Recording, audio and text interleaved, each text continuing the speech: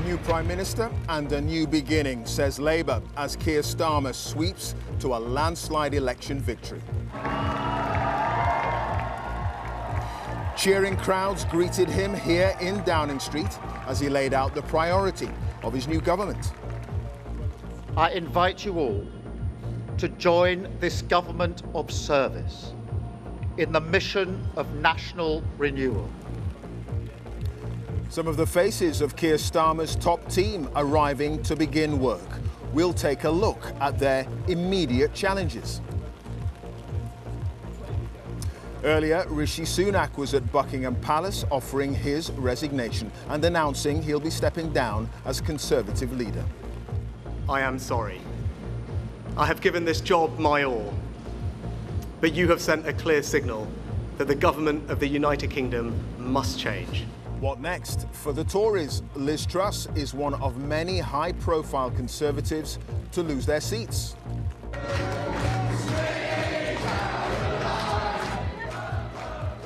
Joy for the Lib Dems with their best set of election results in a century.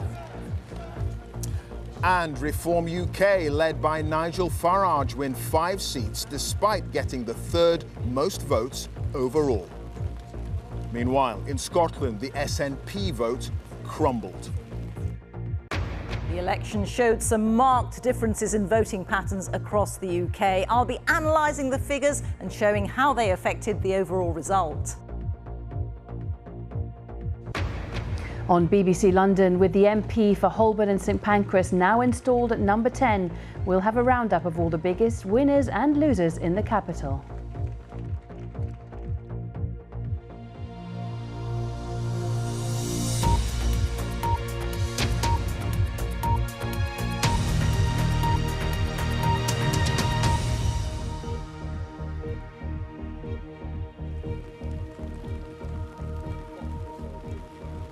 A very good evening to you from a wet and soggy Downing Street, where Keir Starmer, the new Prime Minister, is spending his first night after a landslide victory for Labour in the general election. Now, it was a huge win for his party, taking more than 400 seats. Rishi Sunak has now stood down as leader of the Conservatives after his party won just 121 seats. And some of those losses went to the Liberal Democrats, who had their best set of results in a century, while Reform UK picked up 5 seats and the Greens 4. The SNP vote in Scotland collapsed. Standing just behind me before walking into number 10, Keir Starmer promised to show the country that politics can be a force for good, and said his mission would be national renewal. He also told the country his programme of change begins immediately, and today began appointing his top team. Well, we'll be hearing more about the new cabinet and take a look at what lies ahead for the Conservative Party. But we begin tonight with Chris Mason, our political editor, on a dramatic day and night in political history. Just look at our new Prime Minister's face, undisguised joy. Sir Keir Starmer and his wife Victoria arrive in their new street to be greeted by flag-waving Labour activists. It is 27 years since we have witnessed a moment like this. Labour winning from opposition and assuming power. Labour very good at losing elections. This is one that bucks the trend. They've won, and won big. I have just returned from Buckingham Palace, where I accepted an invitation from His Majesty the King to form the next government of this great nation. I want to thank the outgoing Prime Minister, Rishi Sunak. His achievement as the first British Asian Prime Minister of our country, the extra effort that will have required, should not be underestimated by anyone. But now our country has voted decisively for change, whether you voted Labour or not. In fact, especially if you did not, I say to you directly, my government will serve you. But hang on, he admitted. Changing a country is not like flicking a switch. The world is now a more volatile place. This will take a while. But have no doubt that the work of change begins immediately.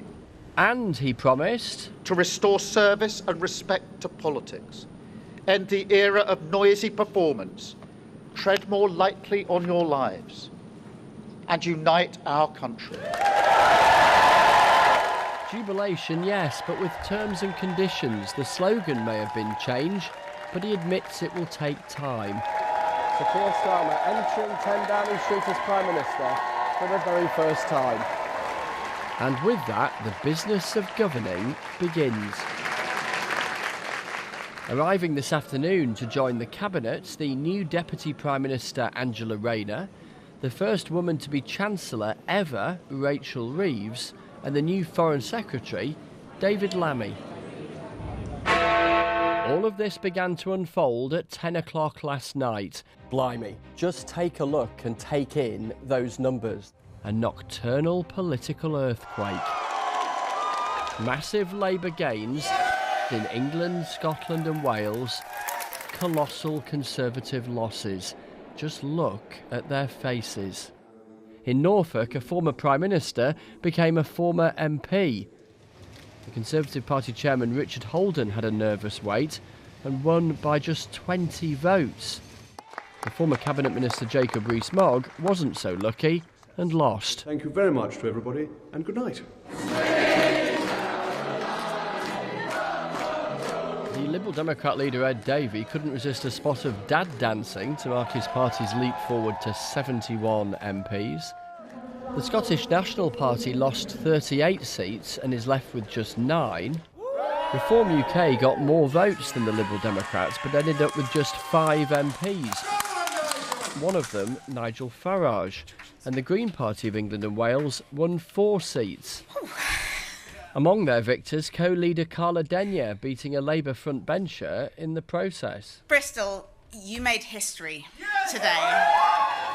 Back in Westminster, it's just over 6 weeks since I last got soaked in Downing Street when the election campaign began. Here it comes. It's going to be a busy morning for the lectern. So there was a splash of déjà vu as well as rain there this morning as Rishi Sunak left. To the country, I would like to say first and foremost, I am sorry. I have given this job my all, but you have sent a clear signal that the government of the United Kingdom must change, and yours is the only judgment that matters.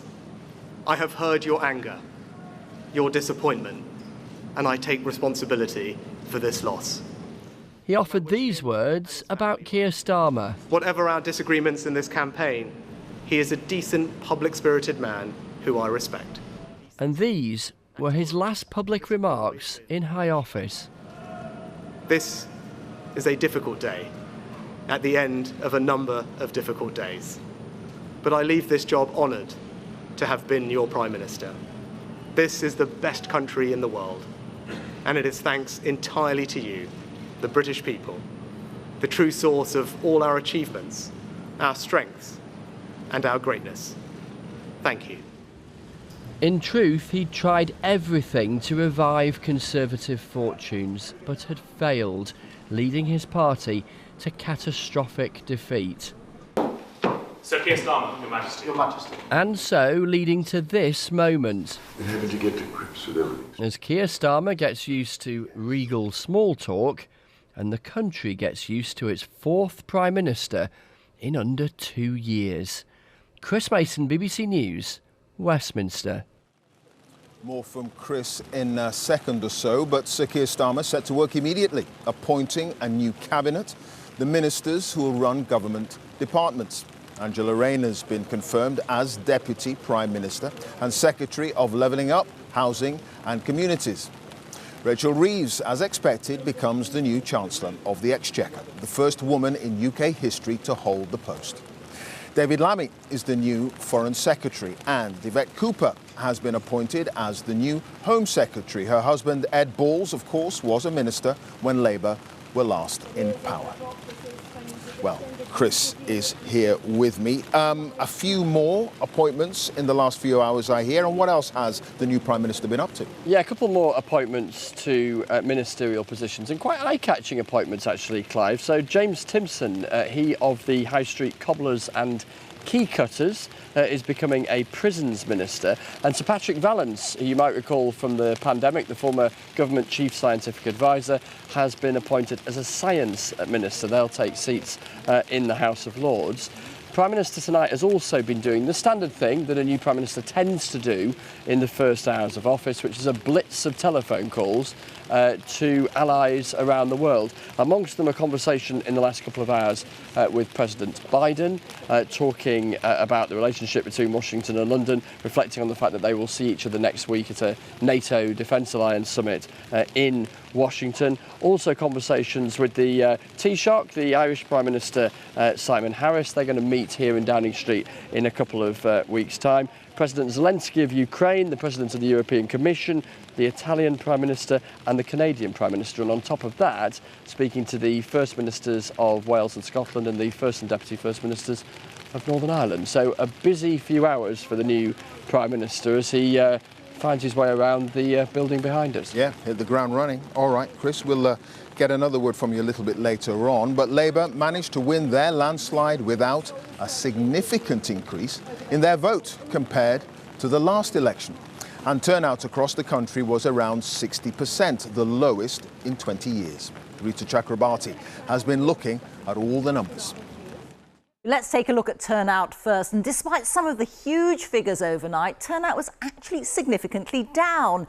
Overall, across the UK, just 60% of voters came out to have their say. And as you can see, compared to 5 years ago, that's the dotted line there, the grey one, that is down 7.6%. And if you look back historically, it's much lower than it used to be in the 80s and in the 90s. So a landslide Labour victory, but the party's vote share tells a more nuanced story. So compared to 2019, it's up less than 2%. And the Lib Dems over here are up even less. But they've both achieved their huge successes because of the plummeting in the Conservative vote, down just shy of 20%. And let's not forget Reform, the major beneficiaries of that fall in terms of vote share. There they are, but not in terms of seats, and that's because of the first past the post system. So let's break down the vote share in terms of the nations.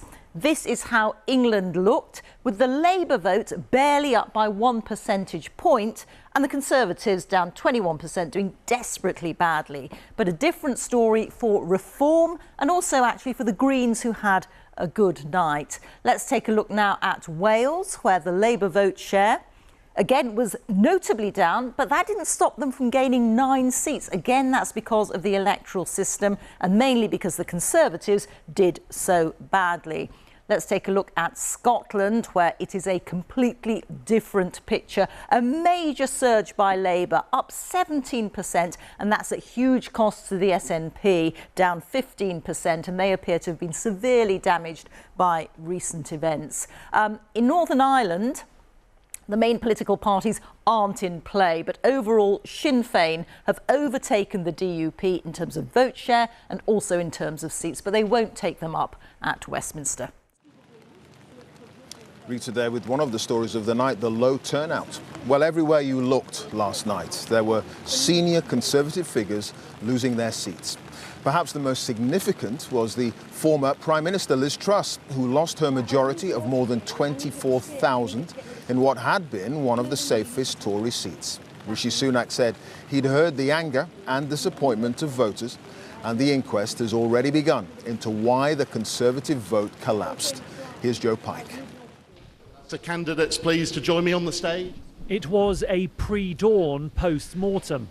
As a party, the Conservatives must come back together, look deep in our political souls and ask some uncomfortable questions. As one catastrophic Conservative campaign concluded, another battle began. Do you plan to stand for leader, Kemi? The search for a successor. Is it time for a new job? Former Business Secretary Kemi Badenoch is tipped to run, as is ex-Immigration Minister Robert Jenrick. Congratulations, Robert. Good luck in your leadership bid. which will no doubt be coming up soon.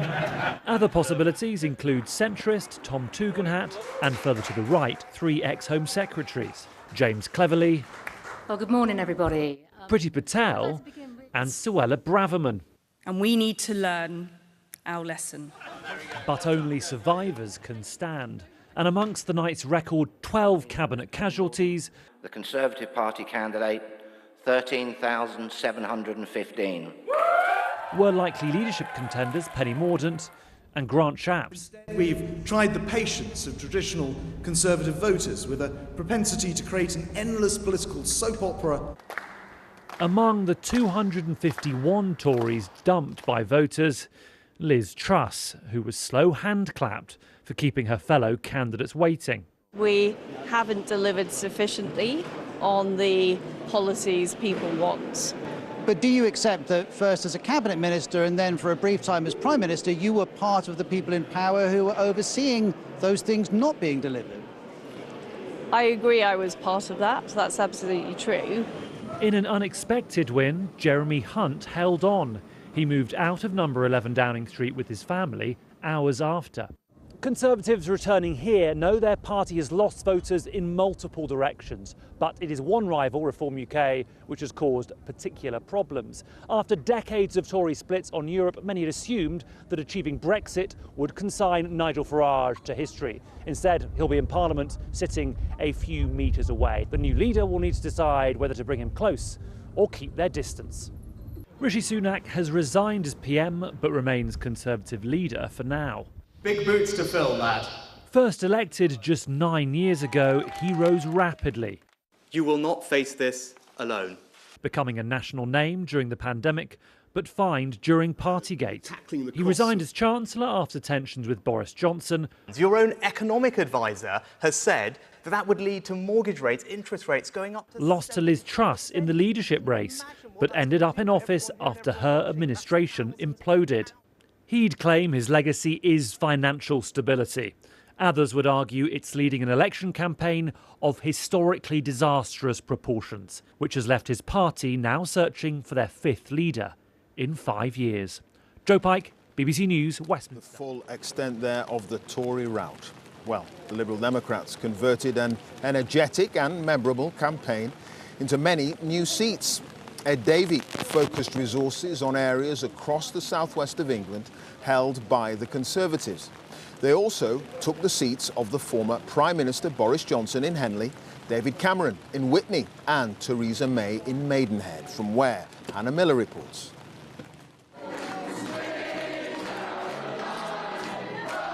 A series of historic wins that felt as the Liberal Democrats won 71 seats, even more than they managed before going into coalition. Our best results for over 100 years. Ed Davey rebuilding the party to become the 3rd biggest in Parliament. You know, trust is a very precious commodity. It's hard won. And sometimes you've lost it, you lose it. And you have to work very hard to win it back. The party took a swathe of seats across the southwest, including Cheltenham, where they defeated Justice Secretary Alex Chalk, and Tunbridge Wells in Kent, which has been Conservative ever since its creation in 1974. There are 2 main factors in the Liberal Democrats' success: the crumbling of the Conservative vote in heartlands like here in Maidenhead, but also the party's own laser-like focus on places where it had previously come second. Their national vote share is barely changed compared to 2019, but the Liberal Democrats stacked up votes in key target areas. While people may have laughed at the stunts, behind the scenes there was a serious strategy. How long has this been in the making? Well, we've been working in Maidenhead for a long time now. We took control of the council last year. We've been working since 2019 to really cement ourselves in the community so residents know that we are those local champions. At the village hall, Kate told us why she supported the Lib Dems. I used to vote Conservative, and I'm just so disappointed, really, in them that it's time for change. And Samira said it was her first time voting for them in a general election. Do you feel like the Conservatives lost here, or did the Liberal Democrats win? I think Liberal Dem, they've won. Most of us were looking forward for the Liberal Dem to do what they should do for the community. While there's much to celebrate for the Lib Dems, they now have plenty to prove if they want their gains to be a spectacle that lasts for more than a moment. Hannah Miller, BBC News, Maidenhead. Well, there were celebrations too for Reform UK winning 5 seats, with the party leader Nigel Farage entering the Commons as an MP on his 8th attempt. During a speech today where he was interrupted by hecklers, he said his party's success in taking votes from the Conservatives was just the first step, and now he'd be targeting Labour. Lucy Manning reports on the rise of Reform UK. Hello, how are you? Nigel Farage took himself off for a celebratory lunch in London, finally making it as an MP, and not his party's only one. Do you feel a bit guilty that you've taken so many votes from the Tory party and let Labour have this landslide? No, they would have lost anyway. How should a bruised Tory party deal with you now you've got 4 MPs? I don't really care. They can do what they like. They'll fight amongst themselves, as they've done for the last 4 years. I'm not bothered about them at all. Successfully squeezing the Conservative support. Third in the share of vote, third in the number of votes, but not matched by the number of seats, something Mr Farage has an issue with. Reform UK's MPs arrived today at Westminster, but first had to deal with more than half a dozen hecklers. Nigel, you're a racist. Your party's filled with racists as well.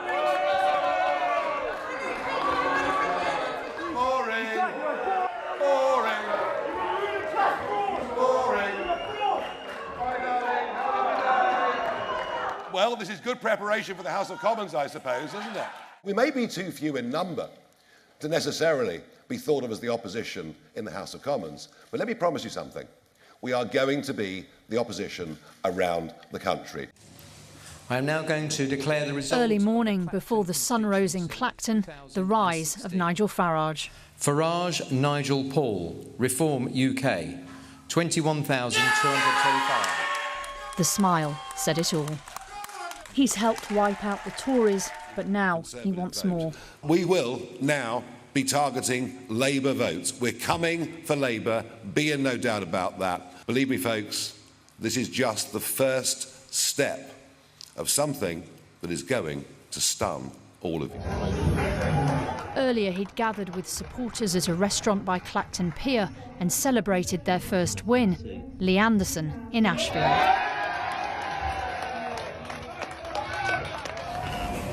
This evening, Nigel Farage took the call from his candidate in South Basildon and East Thurrock to say after 3 recounts, he'd won the seat. Epic. Well, all I can tell you now, as an elected politician, is your life is ruined completely. Congratulations.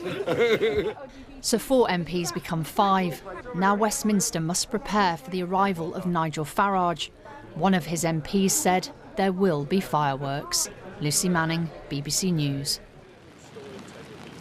Despite the remarkable scale of Labour's victory, there were some setbacks for Keir Starmer. In Leicester South, the Labour frontbencher Jonathan Ashworth was defeated by a pro-Palestinian independent candidate. There were similar Labour losses in Dewsbury and Batley, and also in Blackburn. Independent, 24,000. And in Islington North, the former Labour leader Jeremy Corbyn won as an independent after being banned from standing by Labour in the seat which he's held for more than 40 years. While the political landscape shifted in every part of the UK overnight, in a moment we'll get the latest from Sarah Gervin in Northern Ireland, where Sinn Féin are now the largest party. Hal Griffith has the story in Wales, where there are no Conservative MPs left. But we begin in Scotland on a dramatic night of losses for the SNP. James Cook has that story. In dramatic, emphatic fashion, Scottish Labour is back. They swept the board here in Glasgow, a moment for which they've waited nearly a decade. People across Glasgow, Scotland and the UK have voted for change. As the clock ticked past midnight, it slowly dawned on the SNP. This was not just a bad dream, it was a nightmare. Look, there's no doubt this has been a very difficult election and the SNP has some serious questions to answer. What are they? Well, I think we need to reflect on the fact that during this campaign the biggest concern of voters was the cost of living crisis, and unfortunately when voters were concerned about the cost of living crisis, all they were hearing was discussion about luxury camper vans and iPads. A reference to two very different investigations into SNP finances and an MSP's expenses. And for the leader, questions about his focus on independence. I want to make it clear that I take full responsibility for the Scottish National Party campaign and the outcome that has been achieved. That is what leadership is about. You plan your campaign and you take responsibility for it when it's completed. Dawn brought more than a splash of red to Clydeside. At the last election, Labour had just one Scottish MP. Now, we need a wide-angle lens to fit them all in. Let me be really clear, the vote last night was not about independence. And I say directly to people who may have voted SNP in the past, may have voted independence in the past, may even think about voting independence at some point in the future. I want to deliver change for you. Now, I don't support independence, I don't support a referendum, but I recognise people demand change.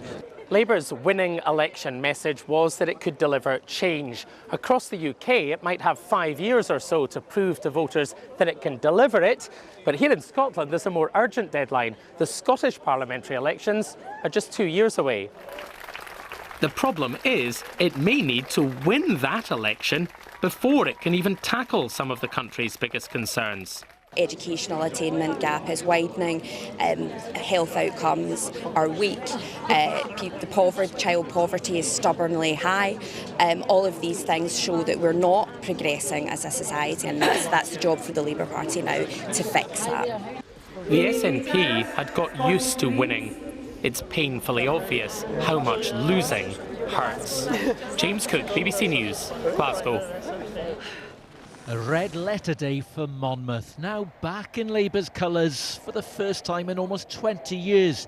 Its people persuaded just about by their message. Well, I don't want to go with the political thing of we needed a change, but we needed a change.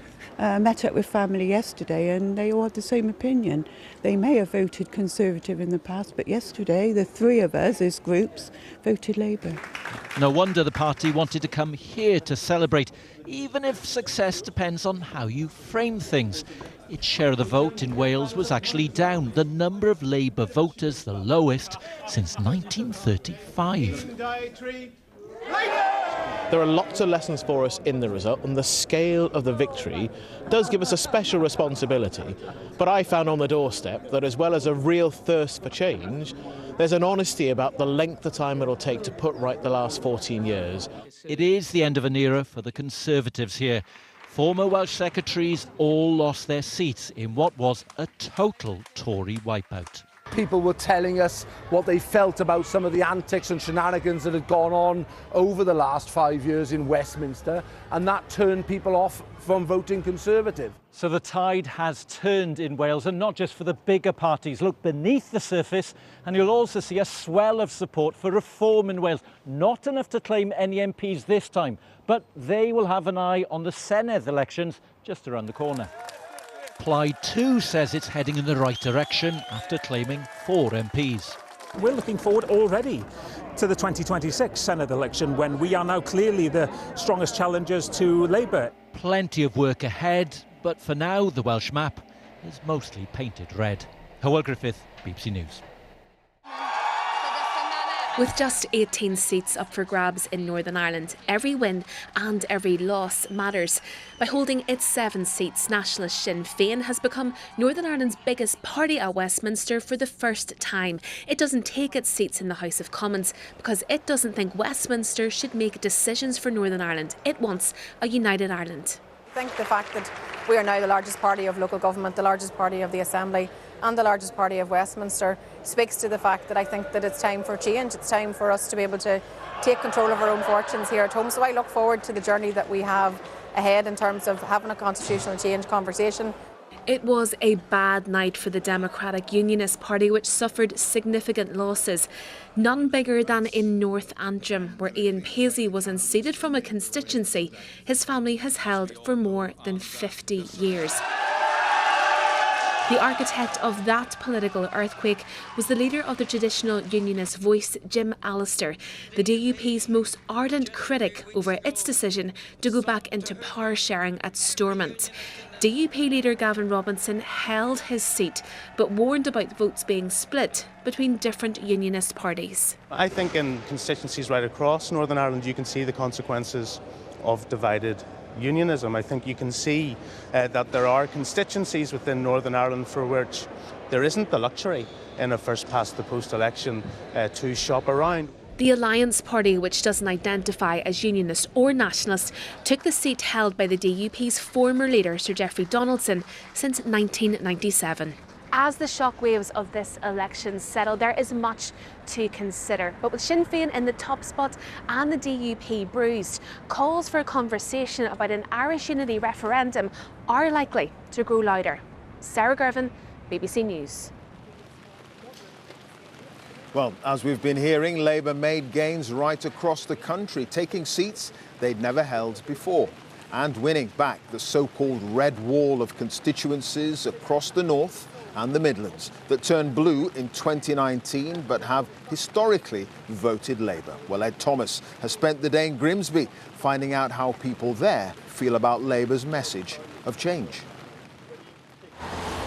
The red wall is being rebuilt. Grimsby's gone red again. Labour, get in. Thank God. Let's hope they can save the NHS if nothing else. But still. It's been scandal after scandal after scandal. Who else could we vote for? And Grimsby's challenges, deprivation, inequality, are now Labour's to solve. 30, 50 and 84. But a win is a win. 10. This is Leanne's place, a baby bank, food bank and subsidised bingo. 48. She's seeing more and more families in need. This country isn't the country that it used to be. She voted Labour, but only just. How committed are you to Labour? I voted for him. I'm not particularly committed to him. It was a tactical vote to get the others out. Simple as that? Simple as that. Labour's to-do list can be found here. The cost of living still hurts, and 1 in 4 commercial premises are empty in Grimsby. Many feel let down. Every time there's a vote on or something, they're going to do this, they're going to do that, they're going to change this, they're going to change that. What's happening? Nothing. Like elsewhere, more than 1 in 2 here who could vote didn't. Did you vote? No. Why would you not vote? I don't care. I've been a Labour man all my life. Trade unionist, working class. There's no point in me voting. This town's gone downhill. I didn't vote because I'm very disillusioned. All right, bud, thank you. And Labour faces new pressures. Reform came second in Grimsby. Butchers Lee and his dad Gary have found a new political home. I like Nigel Farage. I don't think the others have got the balls to do anything about what's happening in the country. Your number one issue this election? I'd say it's immigration. I think there'll be more and more people voting for reform. If nothing changes, that's what will happen, I think. But change has come. It's got to be better than it has been from a whole family. We have to now be hopeful going forward. Otherwise, what's the point? Looking forward is Grace. Stood tall, went in, voted for what I thought was right. She's 18 and voted Labour in her first election. I'm feeling very hopeful. I'm hoping that it's a new path, new direction. Hopefully it's going to be a bit better. That hope is that the promises made are promises kept. Ed Thomas, BBC News, Grimsby. The view from the northeast there. Well, Sir Keir Starmer has become the 7th Labour Prime Minister. His ascent to the top of politics began in 2015 when he was first elected to Parliament following a career in law. Vicky Young reports now on the rise of the new Prime Minister. When you're named after the first leader of the Labour Party, maybe a political career is inevitable. But Keir Starmer didn't take a direct route to number 10. His story began in Surrey, where he lived with his parents, a nurse and a toolmaker, and his 3 siblings. He went to Reigate Grammar. When it became a private school, he stayed on a bursary. He was musical, playing the flute, piano and violin. He later gained law degrees from Leeds and Oxford universities and became a barrister specialising in human rights. In the 80s, he spoke about the laws restricting acid house parties. The police must limit themselves to those powers and not go beyond it. Friends from those days were among the crowd in Downing Street today. One recalls Keir Starmer's immense capacity for work and study. What people don't see is, or are those quiet moments in private where he's incredibly engaging, incredibly fun. But when it comes to work, I think it's fair to say he takes it very, very seriously. One way he's always relaxed is football. His passion for the game as player and Arsenal fan continues today. I'm a massive football fan, and one of my boyhood memories is 5 o'clock sports report. Remember that? In 2008, he became Director of Public Prosecutions, overseeing high-profile cases like MPs' expenses. And then, having joined the Labour Party in his teens, came a relatively late entrance into politics, elected to the Commons at the age of 52. Do you want to be Prime Minister? I'm not going to fall into that. What? It's like asking me whether I want to play for England. My son said to me the other day, shall I play for Arsenal or Chelsea when I grow up? I mean, that kind of conversation, I don't think is that helpful. He was passionately opposed to Brexit and argued for a second referendum. When Jeremy Corbyn was re-elected as Labour leader, Keir Starmer took a job when many of his colleagues refused. But he later showed a ruthless streak when he suspended his predecessor from the party over anti-Semitism. He's spoken often of his admiration for the NHS, clapping for carers with his wife during COVID. But it was his mother's attitude to her lifelong illness that taught him a lesson for life. He recently recalled her bravery the day she had an operation to amputate her leg. She just said to me, Keir, I hope they don't cut the wrong blooming leg off. A bit of me thinks if my mum can go into that operation with that frame of mind, I ought to be able to get up and do whatever it is I've got to do. And that's the attitude his friends say he'll bring to the enormous task ahead of him now. Vicky Young, BBC News, Westminster. So, what's in the new Prime Minister's in tray over the coming days? Well, this weekend he's expected to take more calls from world leaders, and he'll continue building his cabinet, appointing junior ministers to government departments. On Tuesday, the new Parliament will meet, with the first opportunity for Keir Starmer to speak at the dispatch box as Prime Minister. Then, on Wednesday and Thursday, he'll be propelled onto the world stage, flying to Washington for the NATO Leaders Summit, where he'll meet, among others, President Biden. He's already spoken to President Zelensky of Ukraine. But perhaps the most pressing priority for the Prime Minister is the economy. The new Chancellor, Rachel Reeves, issued a damning assessment of the state of the UK's finances, saying in her words there's not a huge amount of money. Faisal Islam has spent the day with Rachel Reeves. In Halifax, a new solar-panelled bus terminal. If the new Chancellor's plans for a green economic revolution are delivered, this site will be repeated up and down the country. One local entrepreneur says speed is of the essence. Rachel says that she has a plan and that plan needs to be implemented. How much time has she got? We've run out of time already, and that's the reality, isn't it, that there's businesses that are folding. Local authorities have gone bankrupt. This afternoon at the Treasury, a glass ceiling in British economics broken at last. It is also a huge privilege to be the first ever female Chancellor of the Exchequer. So every young woman and girl. Earlier in her seat in Leeds, the new Chancellor was candid to BBC News about her room for manoeuvre. I know the scale of the challenge. There's not a huge amount of money there, and so what we need to do is unlock private sector investment. Does this suggest that you're willing to see some political pain in order to get the growth the country needs? We're willing to have that fight, because unless we can unlock that investment, unless we can reform our planning system to be able to do that, we're going to be stuck in this doom loop of high taxes, low growth and poor public services. We've got to break out of that doom loop. With crumbling council finances, universities going bankrupt and infrastructure investment badly needed, the new Chancellor can see, even in her own backyard of West Yorkshire, the problems facing the economy. To change that, she says she has a plan, but with money scarce, painful political decisions are needed, and quickly. The new government thinks the UK can double onshore wind power, treble solar and quadruple offshore wind by the end of the decade. What matters for green growth is there's £100 billion of capital, more than that, waiting to be deployed in the UK. That's been going abroad because we can't build stuff here. That means that not only do you not get the jobs in construction and actually creating this infrastructure, but we don't benefit from the cheap electricity it will bring as well. That's going to change. In West Yorkshire and beyond, there are more basic challenges too, like getting the Transpennine trains to run on time or run at all. The new government has a mandate to get the economy back on track. How quickly can it deliver? Faisal Islam, BBC News. Some of the big challenges ahead. Well, the sweep of electoral history hasn't been kind to Labour.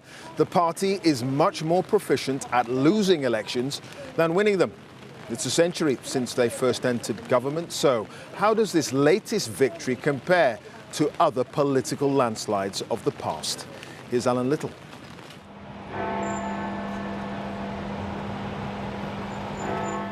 Only 2 elections in living memory have fundamentally reshaped British society.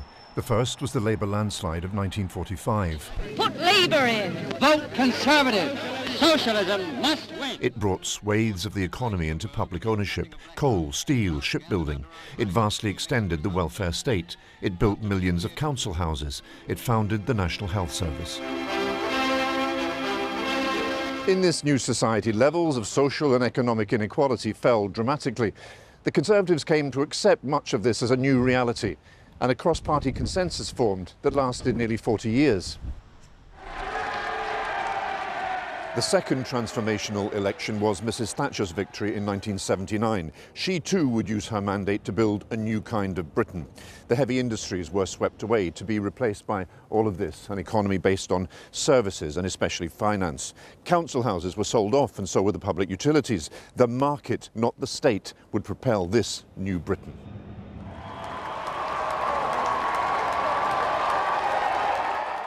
Under Tony Blair, New Labour came to accept much of this new reality, and a second cross-party consensus emerged.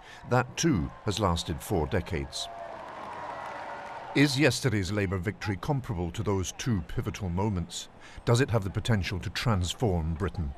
Keir Starmer has won a very big majority, but the country faces very big problems. So not only is he going to have to rebuild the economy and restore our public services, but actually rebuild trust and confidence in our democracy. Everybody has just felt ground down by the chaos, really, and the disreputableness of the government. And I think it already feels that you can breathe more easily with this new team. People are entitled to have a democracy they can be proud of. They haven't had that for a long time. But this election may yet prove historic for what it says not so much about Labour, but about what has happened to the Conservatives. The Conservative Party has been the most electorally successful force in British politics for 200 years, and they've enjoyed that success from the pragmatic centre-right of the political spectrum. Now there could well be a gap where the centre-right used to be. When you look at today's Conservative Party, do you recognise it as something that you once belonged to? I think that the Conservative Party has drifted towards becoming a sort of narrow-minded, nationalist, populist party, and a Tommy Robinson in a cravat. So it's a terrible prospect, and I hope there'll be enough people in the Conservative Party who'll stand out against it. Where is the right of centre in the British political spectrum now? Well, it's been shredded, and the idea that the Bravermans of this world and Priti Patel and others represent true conservatism is historical and practical and present-day bilge. Not long ago, it was considered impossible for Labour to come back from the crushing defeat it suffered in 2019 in the space of a single parliament. But voters are much more willing to switch party allegiances now. The electorate is probably more volatile than it's been at any time in the democratic era. For these are days of a deep public disaffection with politics. Labour now has 5 years, but by the next election, the challenge may come from a radical new right-wing force that will seek to thrive on that disaffection. Alan Little, BBC News, Westminster. Let's get a final word from Chris. It was bucketing it down when this election was called. Yeah. Now it's over, it's bucketing it down again. Where do the Conservatives go from here? Rishi Sunak says he's going to stay on until a new leader is found. Yeah, so as we're hearing from Alan there, the Conservatives are the Formula One car of British politics in this British Grand Prix weekend. And yet that car tonight is up on bricks, the wheels have been nicked, and the owner's thinking, you know, how do we ever get it going again? That's where they find themselves. They have been shriveled by what has happened. And so a debate is already starting about how they try and revive themselves. And then there's the question about the role Rishi Sunak plays in that. At what point does he say he will go? Does he delay his departure to allow a discussion to start, or does that discussion have to start very quickly if he stands down very quickly? The Conservative Party faces some very, very big questions. Yes, about its future, but how in the short term it works its way towards a new leader. OK, well, that's the Tories. What about Labour? Just put into context the scale of this victory. It's huge. Again, as Alan was reflecting, we've only had 4 occasions in the last 45 years where power has shifted from Labour to Conservative or Conservative to Labour. 1979, 1997, 2010, and now 2024. Now, what's curious about this particular election is the scale of Keir Starmer's success in terms of winning seats, his majority, and yet the share of the vote that Labour managed is actually pretty limited, the smallest share of the vote for a single party of government in many, many years. So critics will say it is broad, but it's not particularly deep. And then there's the scale of the challenges that Keir Starmer will face, just as Rishi Sunak faced.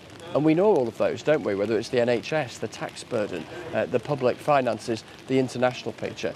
That is huge. That's why he wants to be seen to be cracking on straight away with that cabinet meeting happening here tomorrow morning. All right. Chris Mason, our political editor, many thanks.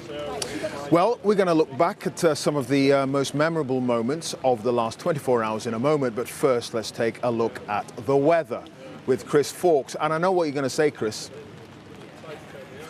Yeah. Is it raining there, Clive? Yeah, you can just hear it coming down, can't you, on the umbrellas? And actually, the first signs of that rain was this cloud you can see coming into Falmouth towards the end of the afternoon. Since then, it's a developing area of low pressure that started to form right over the top of the UK. Yes, heavy rain across the southeast, really heavy downpours for Devon and Cornwall. Showers pretty widespread in Northern Ireland and Scotland. And as this low pressure continues to form over the coming hours, it will turn quite windy as well. So overnight, all in all, it does look pretty wet with some heavy bursts of rain around. The winds picking up, particularly across southern parts of England and Wales. Perhaps some clearer spells hanging around through the central lowlands, southern Scotland, the far north of England. But otherwise, yeah, you probably will see some rain at some point over the next few hours. And that rain's still with us into tomorrow morning. These bands of heavy rain pushing eastwards with time. The afternoon, it turns a bit brighter, but there'll be a mixture of sunshine and showers. And that's true as well for Northern Ireland and indeed Scotland as well. Gusty winds, gusts of around 30 odd miles an hour for England and Wales, so quite a blowy kind of afternoon. And temperatures for most of us around 16 to 19, but look at that, just 12 across parts of northeast Scotland where it'll feel particularly cool. Sunday is the better of the 2 days of the weekend, but it's all relative. After a dry sunny start, we still get showers forming, and those showers are likely to be quite widespread, heavy and thundery in nature. Temperatures, well, London should be around 24 for an average at this time of the year. 18, yeah, it's another coolish July day, but it'll still feel okay in any sunshine. A similar weather pattern greets us into Monday and Tuesday. Low pressure loitering and moving across the UK, and so there's no real end in sight to this rather changeable spell of coolish July weather. So, Clive, you got more rain to look forward to. Cheers, Chris. Thank you for that. And that's it from Downing Street on a momentous day in British politics. We're going to leave you now with some of the sights and sounds of the last 24 hours as Labour achieved its landslide victory. Have a very good night. We did it!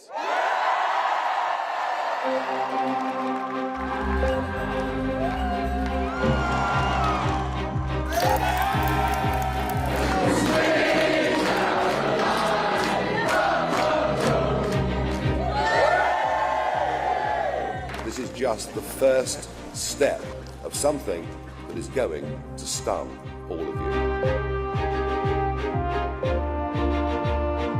I've called Sir Keir Starmer to congratulate him. It's clearly a terrible night for Conservatives.